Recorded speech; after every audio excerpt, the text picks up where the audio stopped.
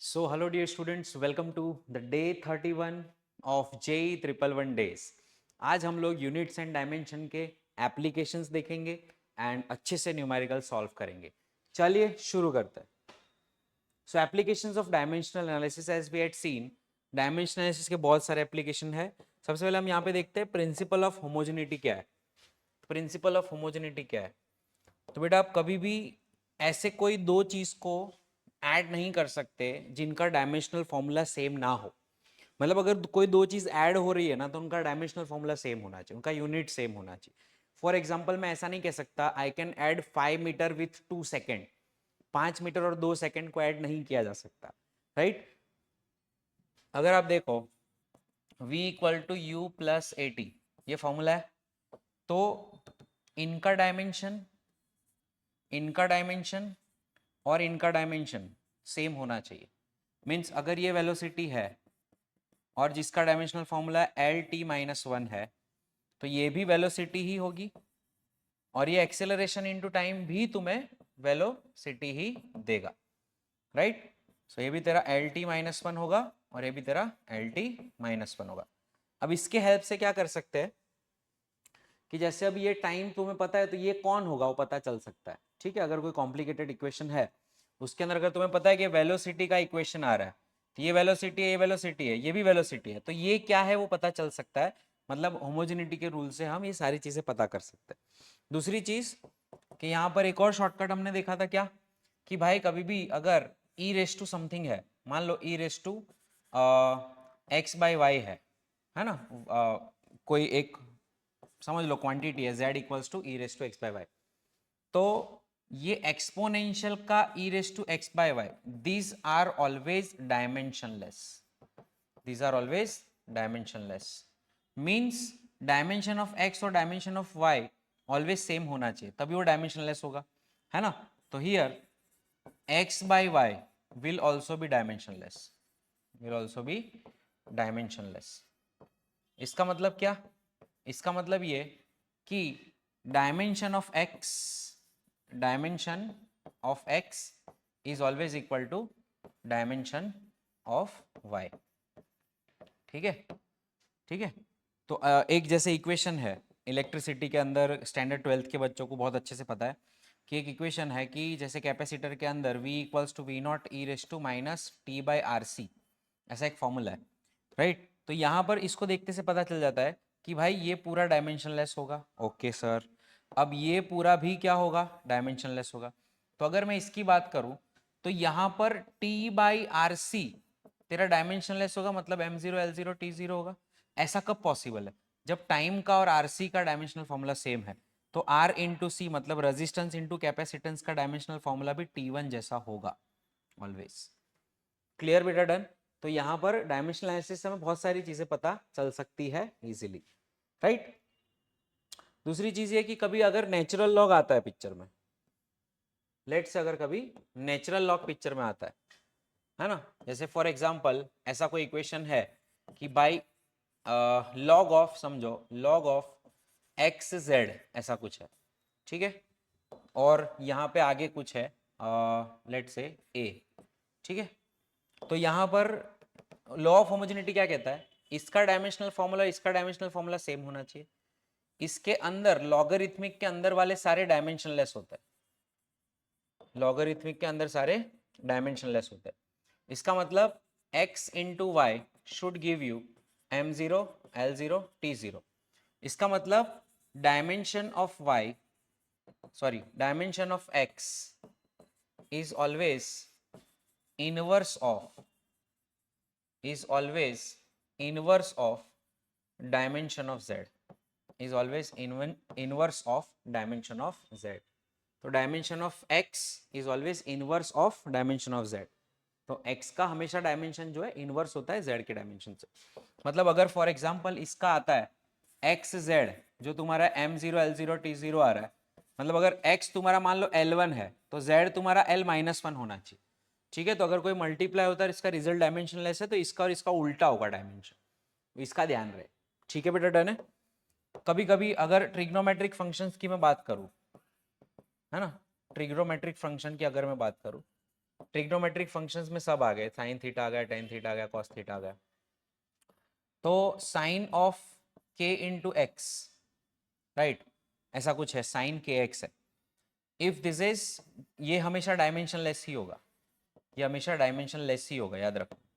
तो बेटा k into x जो है वो भी डायमेंशन लेस होगा, मतलब इसका भी आएगा तुम्हारा m0 l0 t0। इसका मतलब क्या कि जो k का डायमेंशन क्या है नहीं पता, लेकिन x पता है कि l1 है, डिस्टेंस है, तो k का डायमेंशनल फॉर्मूला l-1 होगा। ठीक है, तो वैसे हम पता कर सकते हैं कि अगर दोनों मल्टीप्लायर का डायमेंशन जो है वो अगर डायमेंशन लेस आता है तो हमें समझ जाने का, अगर इनका मल्टीप्लीकेशन का डायमेंशन जो है वो डायमेंशन लेस आता है, इसका मतलब ये कि इसका डायमेंशन और इसका डायमेंशन एक दूसरे के ऑपोजिट में होना चाहिए। ठीक है बेटा, डन है, चलिए आगे बढ़ते। ओके, अब यहां पर कुछ प्रैक्टिस क्वेश्चन है, लेट्स सी क्या कहना चाह रहा है। Find the dimensional formula for alpha and beta. Here t is time, f is force, v is velocity, x is dimension, x is distance. अब देखो अल्फा बाई टी स्क्वायर का dimension should be equals to force into velocity का dimension should be equals to beta upon x square का dimension. अब इनमें से क्या पता है, फोर्स इंटू वेलोसिटी पता है, तो फोर्स का तुम्हारा हो गया m1 l1 t raise to -2 और तुम्हारी वेलोसिटी हो गई l t रेस टू -1, मतलब ये तुम्हारा हो गया m1 l2 t raise to -3। अब तुम्हें अल्फा बाई टी स्क्वायर को भी इससे कंपेयर करना है, बीटा बाई एक्स स्क्वायर को भी इससे कंपेयर करना है, मतलब alpha by t square should also be equals to m1 l2 t raise to -3। तो अल्फा इक्वल्स टू तुम्हारा हो जाएगा m1 l2 t raise to -3 multiplied by t square which is equals to m1 l2 t raise to -1। तो ये alpha का dimension आ गया। ठीक है, वैसे बेटा अगर मुझे बीटा का डायमेंशन चाहिए तो beta is equals to x square into m1 l2 t raise to -3 होगा, तो ये बेटा हो जाएगा तेरा l square into m1 l2 t raise to -3। तो बीटा का डायमेंशन हो जाएगा बेटा m1 l4 t raise to -3। तो बीटा का डायमेंशन क्या आ गया अपना m1 l4 t raise to -3।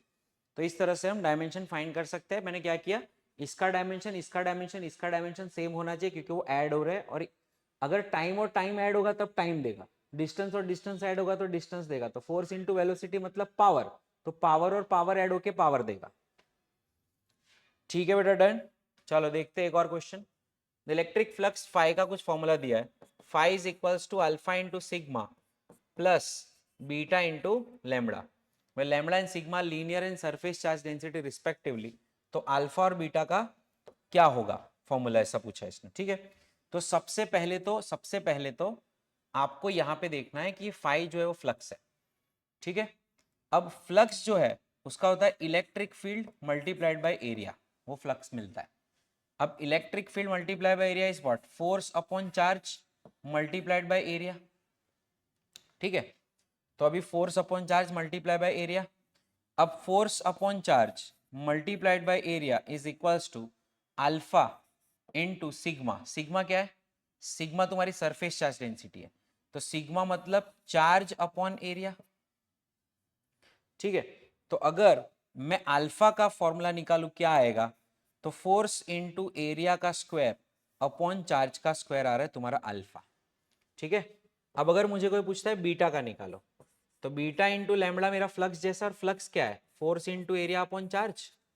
तो अगर मैं यहाँ पे देख बीटा का मेरे को निकालना है, अब लैम्बडा मेरा क्या है, lambda is linear charge density, मतलब q by length that is equals to F into A upon q, है ना। अब बीटा को मैं अगर बनाऊं सब्जेक्ट तो एल ऊपर चला जाएगा, तो force into area into length upon charge का स्क्वायर।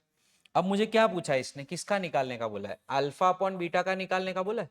अब बेटा अल्फा मेरा कितना है, फोर्स इंटू एरिया का स्क्वायर अपॉन चार्ज का स्क्वायर, और यहाँ पे है force into area into length upon charge का स्क्वायर। अगर आप बेटा यहाँ पे देखते हो तो ये फोर्स से फोर्स कैंसिल होगा, एरिया से एक एरिया कैंसिल होगा, चार्ज से चार्ज कैंसिल होगा। तो यहाँ पे अगर बेटा देखा जाए तो एरिया अपॉन लेंथ आ रहा है, मतलब एल स्क्वायर बाई एल आ रहा है, that is nothing but L1। तो हमारा जो डिस्प्लेसमेंट है वो करेक्ट आंसर होगा।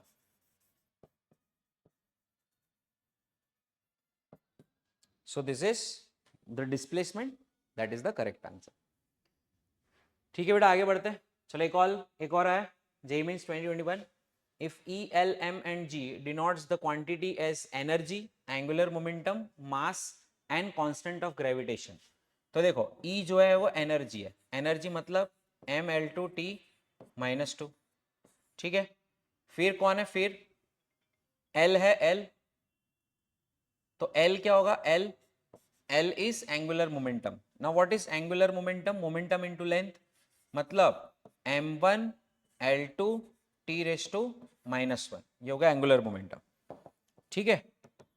उसके बाद नेक्स्ट है और क्या क्या था, m stands for mass, that is again m1, right, and g stands for what, constant of gravitation. constant of gravitation का अगर आपको नहीं पता है तो force is equals to G M square by are square से आप फाइंड कर सकते हो। तो जी इक्वल्स टू क्या होता है बेटा, F R square by M square. So F तेरा क्या है, M one L one T raise to -2 into L square upon M square, है ना। तो ये हो जाएगा तेरा m-1 l3 t -2, याद भी रख सकते हो, m-1 l3 t -2, m-1 l3 t -2, ठीक है। अब ये होगा अपना,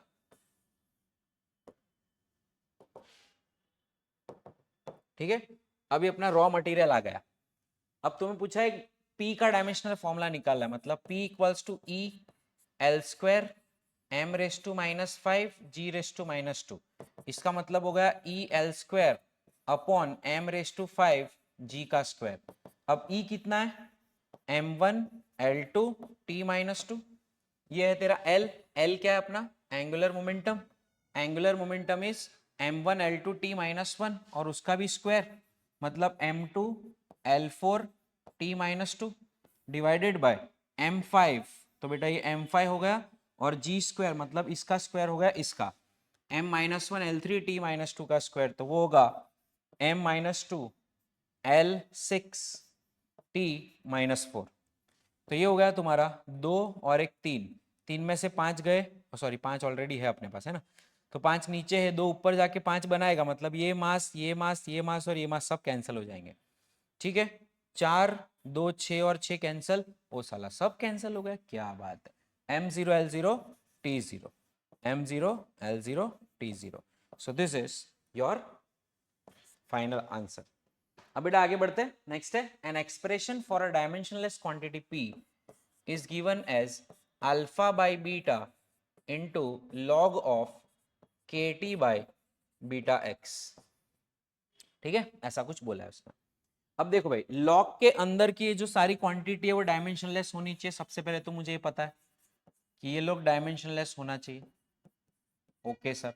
इसका मतलब kt must be equal to beta x होना चाहिए, यस सर, ठीक है। x is a distance and k is Boltzmann constant, तो इनको साइड पे निकाल के रख देते।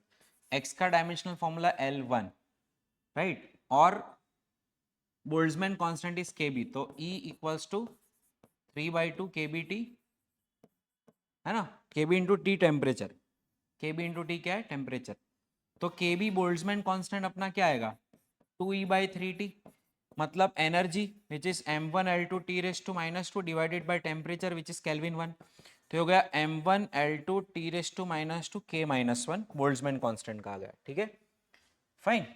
अब क्या पूछा है उसने, हाँ, और T इज द टेम्परेचर बोला है, मतलब इसको टेम्परेचर लेना है, ध्यान रहे, तो KT इक्वल्स टू BX, तो बोल्ट्जमैन कांस्टेंट इनटू टेम्परेचर अगर हम करेंगे तो ये तुम्हारा हो जाएगा m1 l2 t -2 multiplied by t1 t -2 into sorry t -2 into k -1 multiplied by k1, that is equals to beta into L1। अब बेटा यहाँ पे आप देख सकते हो k1 से -1 कैंसिल, एक 1 से एक 1 यहाँ पे उड़ जाएगा, तो बीटा तुम्हारा आएगा m1 l1 t raise to -2, मतलब ये फोर्स जैसा आ रहा है बेटा। दूसरा डायमेंशन ऑफ अल्फा फाइंड करना है ना, अब बीटा हम यहाँ पे पुट करके डायमेंशन अल्फा निकाल सकते हैं। अब उसने केवल expression of dimensionless quantity p is given by dimensionless quantity है p, ये डायमेंशनलेस मतलब अल्फा बाय बीटा भी डायमेंशनलेस होना चाहिए, तो अल्फा बाय बीटा भी तेरा m0 l0 t0 कब देगा, जब dimension of alpha must be equal to dimension of beta, है ना, तो अल्फा और बीटा का डायमेंशन सेम है, तो इसका आंसर आएगा ml t -2, m1l1t माइनस 2 ये वाला, ठीक है। नेक्स्ट आगे बढ़ते हैं। यस, नेक्स्ट आगे बढ़ते हैं। What is the application of dimensional analysis? तो to check the dimensional validity. अगर हम ये बताएं कि डायमेंशनल वैलिडिटी क्या होता है सर, तो अगर कोई इक्वेशन है वो डायमेंशनली वैलिड है कि नहीं, वो पहले चेक किया जाता है, फिर ही हम ऐसा कह सकते हैं कि ये इक्वेशन को हम यूज कर सकते हैं। You can not use any equation if it is not dimensionally valid. For example, अगर आइंस्टाइन का इक्वेशन हम ले लें, लेट्स फॉर एन इंस्टेंट लेते हैं E equals to MC square, E equal to MC square, where m is mass, where m is mass and c is speed of light, c is speed of light। तो क्या इस case के अंदर हम ये कह सकते हैं c speed of light, m is mass और e तुम्हारा जो है वो एनर्जी है, e जो है अपना वो क्या है, एनर्जी है, ठीक है। तो इस केस के अंदर मास और सी स्क्वायर का डायमेंशनल मल्टीप्लाई किया जाए तो एनर्जी आनी चाहिए। For example, mass is m1, C square is what, LT-1 का होल स्क्वायर। तो अगर इनका करा जाता है तो m1L2 T⁻² आ रहा है, मतलब ये एनर्जी दे रहा है। अगर फॉर्मूला डायमेंशनली ही वैलिड नहीं है तो formula can not be applied if it is not dimensionally valid. तो कोई भी फॉर्मूला जो है उसकी डायमेंशनल वैलिडिटी आप चेक कर सकते हो इन डायमेंशनल एनालिसिस। चलिए यहाँ पे देखिए, एक बहुत अच्छा सा क्वेश्चन मैंने लिया हुआ है। A boomerang has a mass m, तो मास m ले लेते हैं, है ना। तो इसका m1 डायमेंशनल फॉर्मूला है, सरफेस एरिया A जिसका dimensional formula L square, radius of curvature R which is again L1 which is equals to r and it is moving with velocity v। तो v अपने ले लेते हैं LT-1 of density rho. तो रो तुम्हारा हो गया मास अपॉन वॉल्यूम, मतलब L-3, ठीक है। अब the resistive force on it should be dash. अब रेजिस्टिव फोर्स जो है उसके लिए कौन सा डायमेंशनल फॉर्मूला इन सब में से सही है, ऐसा बोला है। तो मुझे बेटा कितनी चीजें देखनी है, देखो। एक तो पहले इनमें से कौन ऐसे है जो फोर्स दे रहा है, ये फोर्स देना चाहिए, या तो ये फोर्स देगा, या तो ये फोर्स देगा, या तो ये फोर्स देगा, ठीक है। ये सब में से कोई कौन फोर्स दे रहा है, पहले मैं वो चेक करूंगा, फिर मैं अंदर ये चेक करूंगा कि ऊपर वाला और नीचे वाला किसका सही मायने में कैंसल आउट कर रहा है एक दूसरे को, ठीक है। तो पहले हम ये वाला चेक कर लेते हैं। देखो, डेंसिटी इंटू मास, अगर डेंसिटी इंटू मास में करता हूं तो डेंसिटी इंटू मास में करता हूं तो मास मास कैंसिल नहीं होगा, ऊपर मास आ जाएगा ना डेंसिटी का। ये ऐसा है रो m upon pi A R. तो अब मास में तो मास है ही और डेंसिटी में भी मास है, तो मास मास कैंसिल करने वाले नीचे कोई है ही नहीं, तो ये तो डायमेंशनली इनकरेक्ट ही हो गया, है ना। मास और डेंसिटी ऊपर नीचे होना चाहिए, तो बाकी सब में मास और डेंसिटी ऊपर नीचे, ठीक है। तो अभी यहाँ पे इनका चेक करते चलो। Mass upon density into area, मतलब m1L-3 multiplied by L2 divided by m1। तो m1 कैंसिल हो रहा है ना, लेकिन L⁻³ से L2 कैंसिल नहीं हो रहा, तो ये भी नहीं आएगा। अब अंदर ये मल्टीप्लाई करते, इनका चेक करते क्या है। तो ये डेंसिटी है तेरा m1L-3, एरिया जो तेरा है L2, R जो तेरा है वो L और डिवाइडेड बाय मास है m1, मतलब ये 3 सब कैंसिल हो रहा है। तो ये कहीं ना कहीं छोटा सा आंसर मुझे लग रहा आ सकता है। अब इसका चेक कर लेते हैं, रो AR बाय पाई एम, तो ये भी सेम ही है, मतलब अगर ये और ये जो दोनों है उसके अंदर सेम चीजें हो रही है। अब बाहर चेक करते हैं, बाहर फोर्स आना चाहिए, इसका फोर्स आता है, किसका फोर्स आता है, चेक करते हैं किसका फोर्स आता है, बिकॉज रेजिस्टिव फोर्स का फॉर्मूला है। तो यहाँ पे बेटा हम देख सकते हैं, C 2 rho v square A, rho is what m1L-3, v square मतलब L2T-2 और एरिया मतलब L स्क्वायर। तो अगर आप यहाँ पे देखोगे तो आएगा m1L1T-2, yes this is giving force. अब इसका हम चेक करते हैं तो rho v square A by are square है, मतलब नीचे एल स्क्वायर आ जाएगा, तो नहीं आएगा। तो दिस इज करेक्ट आंसर। मतलब यहां पर आपको दोनों चीजें चेक करनी है कि तुम्हारा ओवरऑल यूनिट जो है वो फोर्स का होना चाहिए, और इसके अंदर जो ओवरऑल तुम्हारा डायमेंशनल क्वांटिटीज है वो डायमेंशन लेस होना चाहिए ब्रैकेट के अंदर। तब जाके हम ऐसा कह सकते हैं कि yes this formula is looking like a सही हो सकता है। फिर भी सही होगा कि नहीं, तो डायमेंशनल एनालिसिस का एक तो आपको पता है ड्रॉबैक है ही। क्या ड्रॉबैक है कि भाई वो कांस्टेंट का कोई भी आइडिया देता नहीं है, मतलब यहाँ पे तेरा पाई आएगा कि नहीं उसे नहीं पता, उसे इतना पता है ऊपर का डायमेंशन नीचे का डायमेंशन सेम आ रहा है, मतलब तेरा फॉर्मूला डायमेंशनली सही लग रहा है, डायमेंशनली सही लग रहा है। कई बार क्या होता है एग्जाम्स में हम लोग सिर्फ डायमेंशनल फॉर्मूला देख के बता देंगे कि कौन सा आंसर आता है। कभी कभी ऐसा होता है कि भाई इसका डायमेंशनल फॉर्मूला सही आ ही नहीं रहा है, तो फिर ये आंसर कैसे आएगा, राइट। तो ये चीज यहाँ पर देखने को मिलती है। चलो बेटा, next is to check the dimension establish the relation between various physical quantities. अब यहाँ पर मैं आपको कुछ चीजें बताता हूँ कि भाई अगर तुम्हें डायमेंशनल वैलिडिटी हो गया अपना, अब यहाँ पे इसको हम राइट ओके, अब हमें क्या करना है, to establish relation among various physical quantities. For example हम बहुत अच्छा सा एक ऑसिलेशन ऑफ पेंडुलम का एग्जांपल लेते हैं। भाई पेंडुलम के जो ऑसिलेशन का टाइम पीरियड होता है ना टी, वो मास ऑफ बॉब पे डिपेंड कर रहा है ऐसा मान के चलते हैं, तो रेस टू ए। मान लो इस लेंथ पे डिपेंड करता है, लेंथ रेस टू बी। और मान लो यहाँ पे जो ग्रेविटेशनल एक्सेलरेशन है जी, उस पर डिपेंड करता है, तो जी रेस टू सी। बट हमें नहीं पता कि इनके कौन से पावर पे डिपेंड करता है, तो हम डायमेंशनल एनालिसिस से इसको भी फाइंड कर सकते हैं। तो बेटा टी जो है इसका डायमेंशनल फॉर्मूला आएगा T1, and that is proportional to what, and that is proportional to M A, मतलब ये हो गया M1 whole raise to A, L1 whole raise to B, L1T minus two whole raise to C. तो यहां पे बेटा अगर हम देखें तो T1 जो है, T1 जो है वो किसके प्रोपोर्शन में आ रहा है, so M raise to A, L raise to B plus C and T raise to minus two whole raise to C. ठीक है, ऐसा कुछ आ रहा है।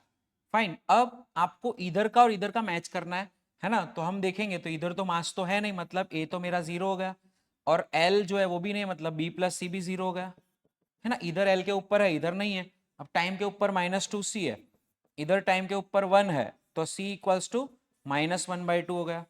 अब यहाँ पर b plus C equals to zero है, तो minus one by two plus B equals to zero, तो b की वैल्यू कितनी आ गई, वन बाई टू आ गई, तो b तुम्हारा वन बाई टू आ रहा है। अगर अब बेटा हम सारी चीजें यहाँ पर पुट करें तो टाइम पीरियड का फॉर्मूला निकल के आ रहा है, mass raise to zero, length raise to B, और b कितना है तुम्हारा one by two, and g gravity raise to C, C है माइनस वन बाई टू। तो ये बेटा अपना हो जाएगा time period t is directly proportional to under root of L upon under root of G. We can also say that time period T is directly proportional to under root of L by G. अब यहाँ तक की जो idea है वो आपका dimensional analysis दे देता है, but dimensional analysis can not give you the idea of constant, कि भाई अगर ये प्रोपोर्शनैलिटी साइन हटा के मेरे को मल्टीप्लाई करना है कांस्टेंट, तो मैं कितना करूं, तो इसका आ जाएगा 2 pi under root of L by G. ये 2 पाई जो है कांस्टेंट वो आपको गिवन होगा, उसका आइडिया डायमेंशनल एनालिसिस नहीं देगा। Dimensional analysis cannot give idea of constant। ठीक है, तो कांस्टेंट का कोई भी आइडिया तुम्हारा डायमेंशनल एनालिसिस नहीं देगा। ठीक है, चलिए अभी नेक्स्ट आगे बढ़ते हैं। Time t, velocity c and angular momentum h are chosen as fundamental quantities. Step one, क्या जो दिया है, जो दिया है उन सबका डायमेंशनल फॉर्मूला लिख लो, t raise to one, velocity v that is lt minus 1, and momentum, angular momentum h, angular momentum h मतलब m1 l2 t minus 1। इनको as a fundamental quantity choose किया instead of mass length and time. तो dimension of mass क्या होगा इनके terms में, तो मैं क्या करने वाला हूं, यहाँ पे मास को बना लूंगा मैं सब्जेक्ट, मतलब m1, और वो प्रोपोर्शन में है किसके, t raise to a, velocity raise to b और h रेस टू c। अब यहाँ पर इनके डायमेंशन डाल दो बेटा, सो t1 हो गया lt minus one raise to b and ml2 t minus one raise to c। तो ये हो जाएगा अपना, अच्छा ये रेस टू ए है, तो ये हो गया टी रेस टू, चलो पहले एक एक करके पहले मास को पकड़ते हैं, है ना। चलो मास का पावर क्या है बताओ, तो बेटा यहाँ पर मास का पावर निकल के आ रहा है कितना, c, है ना। लेंथ का पावर कितना है, लेंथ का पावर है ना, लेंथ का पावर कितना है, तो लेंथ का पावर है b प्लस टू सी। टाइम का पावर कितना है, टाइम का पावर है a माइनस बी माइनस सी। तो अब यहाँ पर बाकी सारे सिर्फ m1 है, l0 है, t0 है ना। तो बेटा यहाँ पर c इक्वल टू 1 आ रहा है तुम्हारा। Okay sir. अब b plus two C equal to तुम्हारा 0 आ रहा है, मतलब ये b plus two C L के ऊपर, यहाँ पे एल के ऊपर 0 है, तो b plus two C 0। a minus B minus C is also 0।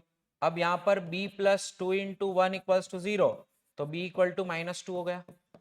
यहाँ पर a minus minus two minus one equals to 0, तो a plus two minus one equals to 0, a plus one equals to 0, a equal to minus one. मतलब अगर बेटा यहाँ पर हम देखें t रेस टू a है, मतलब t raise to minus one हो गया, वेलोसिटी रेस टू b है, सॉरी माइनस वन हो गया, वेलोसिटी रेस टू b है, तो बेटा ये हो गया वेलोसिटी रेस टू कितना आ गया b, b की वैल्यू कितनी है माइनस टू, तो ये माइनस टू आ गया। और h रेस टू c, तो h रेस टू तुम्हारा c, और c की वैल्यू कितनी है, c की वैल्यू कितनी है, c की वैल्यू आई अपनी 1, ये 1 आ गया। मतलब अगर तुम्हारा फॉर्मूला देखे तो h by T V square आएगा, या t minus one v velocity minus two और h1, मतलब दिस इज करेक्ट आंसर। मैंने वेलोसिटी को v लिया है, इन्होंने c लेने को बोला, इट्स ओके। ठीक है बेटा, डन है। Which one of the following is the correct dimensional formula for capacitance in F in farad? M, L, T and C stands for the unit of mass, length, time and charge. चलो भाई, अब capacitor का formula है C equals to Q by V, V is voltage. ठीक है, अब Q को मैं रहने देता हूं।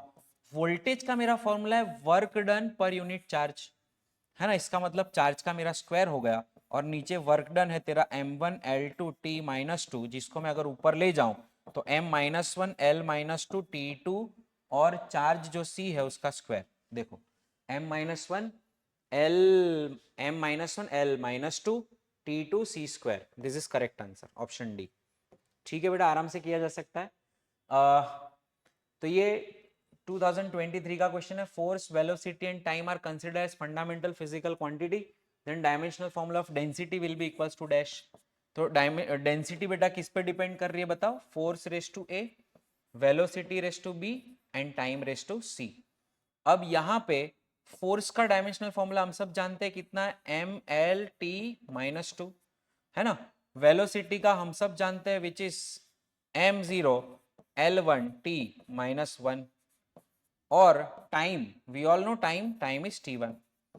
अब इनका इंडिविजुअल डायमेंशनल फॉर्मुलास मेरे पास आ गए। अब मैं डेंसिटी का डायमेंशनल फॉर्मुलास जानता हूं कितना है, मास अपॉन वॉल्यूम, मतलब m1 l minus three T zero, है ना। Now that is proportional to what, f raise to a, but what is f, m1 l1 t minus two raise to a, v raise to b मतलब m0 l1 t minus one raise to b, और time raise to c मतलब t1 raise to c हो गया, है ना।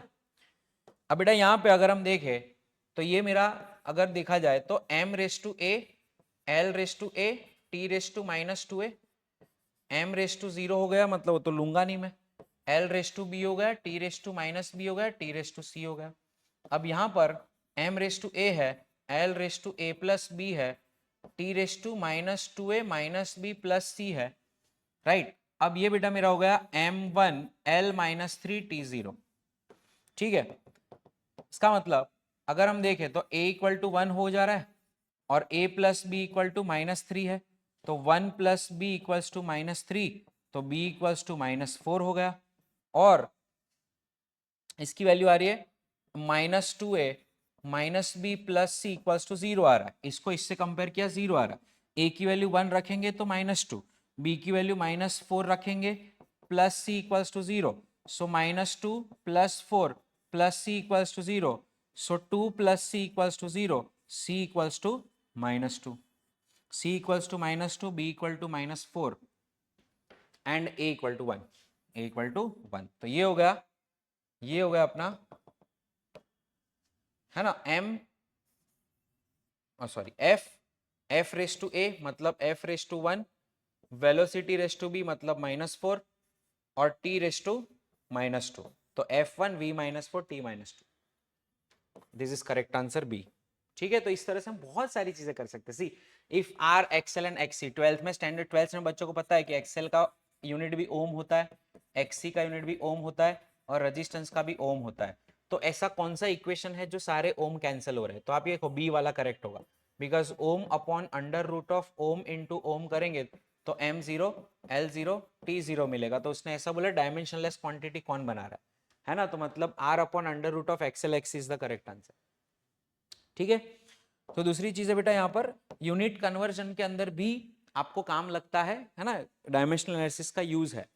तो हम लोग यूनिट्स कन्वर्ट कर सकते हैं यूजिंग डायमेंशनल एनालिसिस सिस्टम। तो कैसे हम यूनिट कन्वर्ट कर सकते हैं? फॉर एग्जांपल एक यूनिट है सीजीएस यूनिट और एमकेएस यूनिट है, उसमें आपको फाइंड करना है, तो कैसे करेंगे? तो देखो फॉर एग्जांपल फोर्स है, तो अगर हम फोर्स की बात करते हैं तो फोर्स का जो यूनिट है वो है सीजीएस। अगर हम इसका एमकेएस यूनिट देखें तो ऐसा यूनिट बोल देते, ऐसा यूनिट देखे तो वो है न्यूटन, वो है न्यूटन। और फोर्स का जो सीजीएस यूनिट देखे तो वो है डाइन, है ना। अब फोर्स का डायमेंशनल फॉर्मूला क्या है? m1 l1 t raise to minus two. जो भी m1 l1 t raise to minus two है in SI that must be equal to m1 l1 t raise to minus two in CGS। तो अगर मास का हम देखें तो किलोग्राम से अगर हम सेंटीमीटर में कन्वर्ट करते हैं तो बेटा यहाँ पे इसकी जो यूनिट है इसका डायमेंशन सेम है, लेकिन वी नो दैट कि भाई SI यूनिट में 1m1 in SI unit equals to 10 raised to minus 2 times of m1 in CGS unit. Length 1l1 in meter is 10 raised to, ये केजी से किस में कन्वर्ट, सॉरी ग्राम में कन्वर्ट किया तो 3 आएगा, ग्राम में कन्वर्ट किया तो 3 आएगा, 10⁻3। L1 अगर हम करेंगे तो 10⁻2 L1 आएगा CGS वाला, और वो वाला t⁻⁻t जो तुम्हारा है वो आएगा तुम्हारा 1 t⁻⁻2। मतलब अगर हम इसे परफेक्टली करें तो ये हो जाएगा 10⁻3 m1 into 10⁻2 L1 into 10⁻1 times t⁻⁻2। तो ये हो गया तेरा 10�5 m1 l1 t⁻⁻2। तो ये अगर हम देखें CGS और MKS का कन्वर्जन हम करते हैं तो बेटा हम SI से CGS में सीधा कन्वर्ट कर सकते हैं। तो यहाँ पे हम कह सकते हैं कि भाई 1 newton is equals to 10⁵ dyne. ठीक है, तो हम डायमेंशनल एनालिसिस का यूज करके भी ये कर सकते हैं, और मैं तो कह रहा हूँ सिंपली भी करो, बेस्ट रहता है। सिंपल करना, सिंपली भी आप कर सकते हो ना, नॉर्मली जैसे हम लोग करते आए। जैसे फॉर एग्जांपल एनर्जी का यूनिट है ना, अगर हम एनर्जी का यूनिट है तो हमें पता है कि भाई यूनिट से भी कर सकते हैं। 1 जूल इज इक्वल्स टू कितना अर्ग, अर्ग जो है वो CGS यूनिट है, और जूल जो है वो MKS यूनिट है। अब यहाँ पर मजे क्या है कि कितना पावर में कन्वर्जन करना है, मजे क्या थे, कितने पावर पे कन्वर्जन करना है वो तेरे को डायमेंशनल एनालिसिस दिखाएगा, है ना। कितना पावर में कन्वर्जन करना है वो डायमेंशनल एनालिसिस दिखाता है। ठीक है, तो अभी यहाँ पे तो मजा क्या थी कि एक ही लेंथ है ना, एक ही लेंथ थी तो कोई टेंशन नहीं था, 10⁻2 एक ही बार करना है, ये 10⁻3 भी एक बार करना है, और ये तो 1 था तो इसने तो कोई मगजमारी करी नहीं। लेकिन यहाँ पर क्या होता है, जब अगर हम जूल की बात करते हैं तो जूल के अंदर ये जूल वाला जो है उसको हम m डैश कह देते, चलो m डैश नहीं कहते, m1 कह देते, चलो m1 कह देते। तो m1⁻1 m2⁻2 और T2⁻1 ही बोला है, 2 क्यों बोल रहे हो? T1 m1 l1 t m1 l1⁻2 T1⁻⁻2 ये मेरा आ गया ये, ठीक है, SI वाला। अब मेरे को करना है CGS। अब मेरे को पता है कि मास अगर SI में है kg तो CGS में होता है ग्राम, लेकिन 1 kg इक्वल टू 10⁻3 ग्राम और पावर है 1, तो मैं 10⁻3 ग्राम और m2 वाले का भी मैं 1 रख रहा हूं यहाँ पे, ठीक है। लेकिन अब यहाँ पे देखो लेंथ स्क्वायर है, तो मेरा 10⁻, अब लेंथ का क्या है 1 मीटर इक्वल्स टू 100 सेंटीमीटर, मतलब 10⁻2। अभी होगा L1 तो मेरा L2, लेकिन इसका मेरे को क्या करना है होल स्क्वायर, क्यों? बिकॉज यहाँ पे 2 है और टाइम तो वो का वही रहेगा, सेकंड है, वहां भी सेकंड है, तो यहाँ पे मैं चेंज नहीं करूँ। अब इसके स्क्वायर की वजह से इसका भी तो स्क्वायर होगा, 10⁻2 का स्क्वायर कितना हो गया, सो 10⁻3 m2⁻1, ये हो गया 10⁻4 L2 रेस टू 2 और T1 रेस टू -2। तो ये होगा तेरा 3 और 4 कितना 7, तो 10 raise to 7 M2 raise to 1 L2 raise to 2 T1 raise to -2, मतलब M1 L2 T -2 10 raise to 7। तो ये होगा बेटा तेरा न्यूटन, है ना, ये सेम होना चाहिए। अब ये जो नंबर आ रहा है ना वो डिफाइन करेगा कितना होता है। तो ये होगा sorry 1 joule equals to 10 raise to 7 erg. कभी कभी क्या होता है, डायमेंशनल फॉर्मूलाज के पावर डिसाइड करेंगे कि 10 के स्क्वायर को कितना टाइम्स इंक्रीज करना है। पीछे तो कोई टेंशन था नहीं ना, बिकॉज ये 1 ही था। ठीक है बेटा, आई होप तो ये समझ में आ गया होगा। अब चलिए तुझे पूछा है the value of gravitational constant is dash. ठीक है, तो यहाँ पे newton metre square by KG square है, सीजीएस में कन्वर्ट करो ऐसा बोला है। तो देख भाई 6.67 इंटू 10 रेस टू -11 ऐसा का ऐसा है न्यूटन। अब मेरा अच्छा newton metre square upon KG square, अब उसको कन्वर्ट करना है मुझे किसमें, dyne centimetre square upon gram square. तो अभी इसको मैं ऐसा कैसे नहीं, तो 6.67 into 10 raise to -11 multiplied by newton. एक न्यूटन मतलब 10 रेस टू 5 डाइन, ठीक है, और मीटर स्क्वायर मतलब 10 रेस टू 4 सेंटीमीटर स्क्वायर, और केजी स्क्वायर मतलब 10 रेस टू 6 ग्राम स्क्वायर। तो ये मेरा बेटा हो गया 5 और 4 9, 9 में से 6 गए, 3 बचे, तो 6.67 इंटू 10 रेस टू -11 और ये 9 - 6 इज 3, मतलब into 10 raise to 3 dyne centimetre square upon gram square. तो ये अपन का हो जाएगा बेटा 6.67 into 10 raise to -8 dyne cm square upon gram square. तो इस तरह से हम इसको कंप्लीट कर सकते हैं। ठीक है बेटा, नेक्स्ट है अ density of a material in SI unit is 128 kg पर मीटर क्यूब। तो देखो एसआई यूनिट में तुमको डेंसिटी रो की वैल्यू दी है कितनी, 128 किलोग्राम अपॉन मीटर क्यूब ऐसा बोला है। In certain units in which the unit of length is 25 centimetre. अब नया मीटर डैश मैंने डिफाइन किया, जो 1 मीटर डैश जो नया वाला है मेरा नया यूनिट, वो कितना है 25 सेंटीमीटर जितना है। मतलब अगर देखा जाए तो 25 इंटू 10 रेस टू -2 मीटर जितना है। तो करना क्या है, ध्यान से सुनो, यहाँ पे मीटर में है, ठीक है, मैं मीटर को मेरे नए यूनिट के फॉर्म में लेके आऊंगा कितना होता है। तो अगर मैं मेरे मीटर को यहाँ से m किया, m डैश के फॉर्म में कितना आ रहा है, तो m dash upon 25 into 10 raise to -2, तो मेरा 1 मीटर इक्वल्स टू आ रहा है 4 m डैश। तो मेरा एक ये m डैश के फॉर्म के अंदर एक नया यूनिट आ गया, मतलब मेरा मीटर को मैं कन्वर्ट करूंगा m डैश के फॉर्म में, तो 1 metre equals to 4 m dash, नया यूनिट मेरा। अब टाइम का यूनिट है and the unit of mass is 50 gram. मतलब अब समझो मेरा 1 kg dash is equals to कितना kg है, तो मेरा 50 ग्राम है, लेकिन मेरे को इसको kg में कन्वर्ट करना है। तो 50 इंटू 10 रेस टू -3 kg है ये। ठीक है, अब मेरे को kg और kg डैश का रिलेशन मिल गया बेटा। So kg upon 50 into 10 sorry kg dash upon 50 into 10 raise to -3 is 1 kg। अब 10 टू -3 ऊपर जाएगा तो 1000, तो 1000 kg by 50 equals to KG, sorry 1000 kg dash by 50 equal to 5 5 5 2 10 20। तो मेरा बेटा 20 kg dash is equals to 1 kg। अब जहां जहां kg है मैं वहां पे 20 kg डैश लिखूंगा, जहां जहां पे m है वहां पे मैं 4 m डैश लिखूंगा। तो डेंसिटी ऑफ मटेरियल का न्यूमेरिकल वैल्यू नए यूनिट में क्या होगा मुझे फाइंड करना। किया क्या मैंने, स्टेप 1 क्या किया, नया यूनिट को डिफाइन किया जैसा क्वेश्चन में दिया है, नए यूनिट को डिफाइन किया जैसा क्वेश्चन में दिया, लेकिन मेरे पास जो है उनके फॉर्म में मुझे लाना पड़ेगा, क्योंकि मैं इस केजी की जगह पे इसको रखूंगा, इसको केजी की जगह में 20 kg डैश रखूंगा। तो मेरा ऐसा ही कितना आएगा 128 इंटू केजी की जगह पे मैं रखूंगा 20 kg dash upon metre cube, 1 metre cube जगह 4 m डैश क्यूब।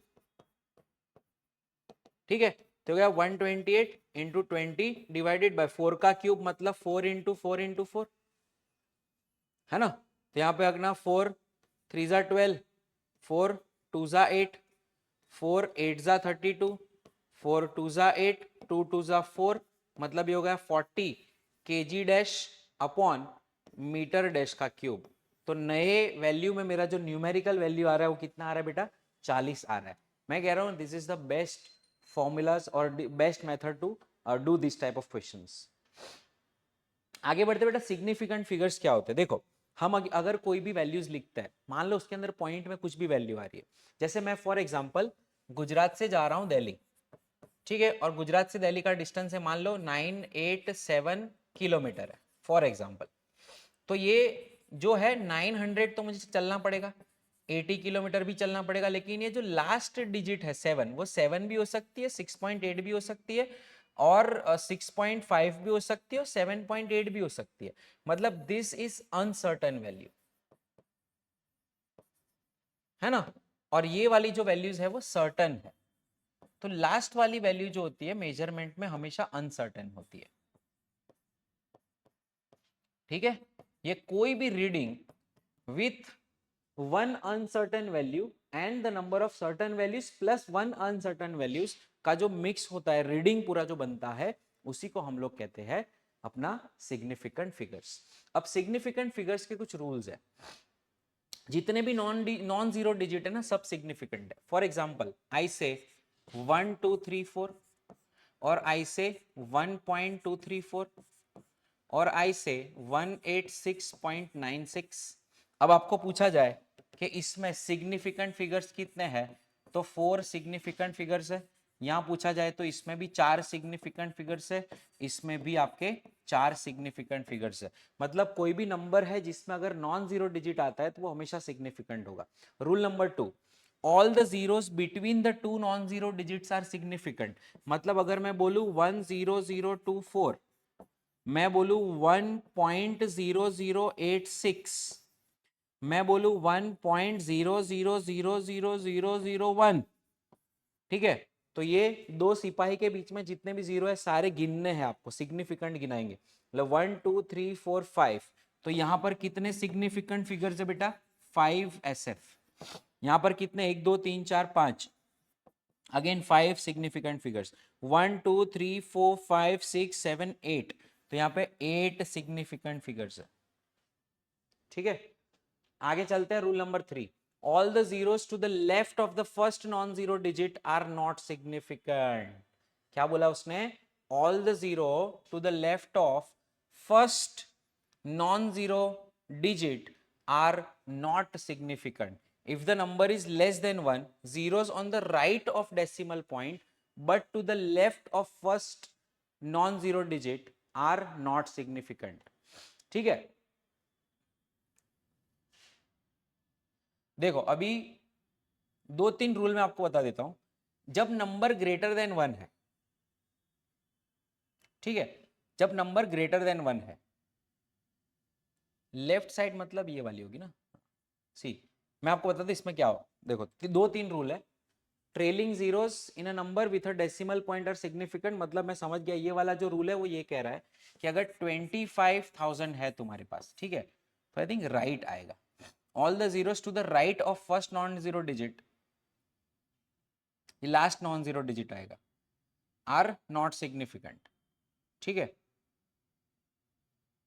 मतलब अगर ऐसा आप नंबर बना रहे हो तो ये 3 वाले जो है this are not significant, not significant. मतलब अगर यहाँ पे पूछा जाए तो कितने हैं, खाली 2SF है। अगर पूछा जाए कि सर 689600000 कितने हैं, 1 2 3 4, मतलब सिर्फ 4 सिग्निफिकेंट फिगर्स है, ठीक है। मैं अब इसको थोड़ा मॉडिफाई करना चाहूंगा, मुझे टाइपिंग एरर थोड़ी लग रही है इसमें। ये कुछ ऐसा है, for a number greater than 1, for a number greater than 1, all the zeros after the last non-zero digit are not significant, are not significant। अब इसमें एक कंडीशन है, number should not be decimal, number should not be in decimal, decimal में नहीं होना चाहिए, मतलब decimal नहीं होना चाहिए, 1 पॉइंट समथिंग ऐसा नहीं होना चाहिए। चल next, if the number is less than 1, मतलब फॉर एग्जांपल मैं कह रहा हूं 0.000123, तो अगर ये लेस देन 1 है, ये लेस देन 1 है, तो पॉइंट के इस साइड वाले जीरोस, मतलब जितने भी होंगे नंबर के इस साइड वाले सारे जीरो नॉन सिग्निफिकेंट है। तो यहाँ पे पूछे कितने हैं, तो 3 सिग्निफिकेंट फिगर्स। अगर आपको पूछे ये कैसा है, सिग्निफिकेंट है कि नहीं, तो बोलेंगे नहीं, दे आर नॉट सिग्निफिकेंट। ठीक है, ये रूल हम लोग पढ़ चुके हैं सब बहुत अच्छे से, सिर्फ मैं रिवीजन करा रहा हूँ अच्छे से, ठीक है, आपको पता ही होगा। तो ये 0.000008, तो इसमें कितना सिग्निफिकेंट फिगर है, सिर्फ एक सिग्निफिकेंट फिगर है भाई, सब नहीं है नॉन सिग्निफिकेंट। ठीक है, चलो, the trailing zeros in a number with a decimal point are significant. For example 1.200, तो ये है जो सिग्निफिकेंट है, सिग्निफिकेंट है। ठीक है, मतलब यहाँ पे कितने सिग्निफिकेंट फिगर्स है, 2 + 2 4, तो यहाँ पर 4 सिग्निफिकेंट फिगर्स होंगे। याद रखना अंतिम वाले जीरो अगर डेसिमल पॉइंट है तो सिग्निफिकेंट है, यहाँ पे मैंने इसीलिए लिखवाया था should not be in decimal, अगर डेसिमल नहीं है तो लास्ट वाले जीरो नॉन सिग्निफिकेंट है। ठीक है, तो ये सिग्निफिकेंट होंगे, तो यहाँ पे हम कह सकते हैं कि 2.869000, तो ये कितने हैं, 1 2 3 4 5 6 7 8, तो यहाँ पर 8 सिग्निफिकेंट फिगर्स है भाई। ठीक है, the trailing zeros in a number without a decimal point are not significant, मतलब 0 1 0 1 0 0 had 3 significant figures, but if the number comes from the some actual measurement then the trailing zeros become significant। हाँ, ये क्या कहना चाह रहे हैं कि हमें पता है, हमें यहाँ पीछे देखा ना, ट्रेलिंग जीरोस अगर नंबर ग्रेटर देन 1 है तो सिग्निफिकेंट नहीं है, लेकिन अगर कभी मेजरमेंट हो रहा है, फॉर एग्जाम्पल तुमने कोई चीज मेजर की, तुमने कोई चीज मेजर की, भाई मैंने पेन मेजर की और उसका आ रहा है, मान लो 150 मिलीमीटर, तो मैं इस 50 को नहीं निकाल सकता, मतलब ये जीरो को नहीं निकाल सकता, मेरे लिए यहाँ पर 3 सिग्निफिकेंट फिगर्स है। मतलब अगर मेजरमेंट हो रहा है तो कोई भी नंबर को छेड़ना नहीं है, मेजरमेंट कर रहे हो तो दिख रहा है इसीलिए लिख रहे हो, राइट, अगर नहीं दिखता तो नहीं लिखते, राइट। तो यहाँ पर कोई भी नंबर ऐसा है जो मेजरमेंट से आता है, पीछे यूनिट दिख रही हो, तो वो हमेशा सिग्निफिकेंट होगा। When the number is expressed in exponent form, the exponential term does not affect the number of significant figure।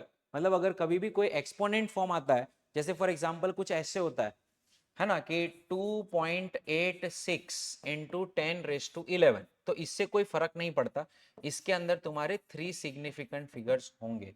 और रूल नंबर 8 क्या, कि इफ द नंबर